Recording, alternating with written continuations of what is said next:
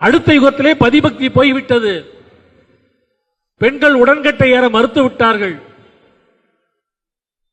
அவளை கொண்டே உள்ள தள்ள முடியாது, தள்ளினது கொலையாயிடும். ஆனா ஒரு ஸ்திரீ தனியாக இருக்கப்படாது. சாஸ்திரம் சொல்கிறது, மனுநீதி மனு சாஸ்திரம். ஒரு ஸ்திரீ, நிறைய இதுக்கு விளக்கங்கள் உதாரணங்கள்லாம் நிறைய இருக்கு. ஒரு ஸ்திரீ ஒரு நாள் பொழுது, ஒரு நாள் ராத்திரி பொழுது எந்த ஆடவனும் கூடயும் தனியாக இருக்கக்கூடாது. தன்னை பெற்ற தந்தையுடன் கூட, தன்னை பெற்ற தன் கூட பிறந்த தமையனார் கூட ஒரு நாள் ராத்திரி பொழுது தனியா இருக்கக்கூடாது. சாஸ்திரம்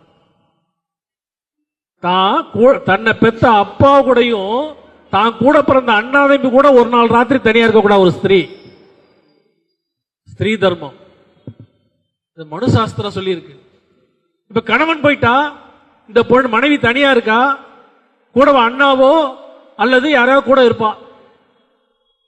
ஒரு ஸ்திரீ தனியா இருந்தால் அவளுக்கு நல்லது கிடையாது, சமூகத்துக்கு நல்லது கிடையாது. அவளும் கெட்டு போயிடுவான், சமூகம் கெட்டு போயிடும். சாஸ்திரத்துல தெளிவா இருந்தது. அதனால என்ன பண்ணது, அடுத்த யுகத்தில் எப்படி மாறினது பாருங்க. உடன்கட்டவை ஏறல. அதனால என்ன பண்ணா, குழந்தைகள் இருந்தா அவ உடன்கட்டை ஏற வேண்டாம் அப்படின்னு ஒரு மாற்றம். இதான் காலதேச வர்த்தமானத்தில் வரும்.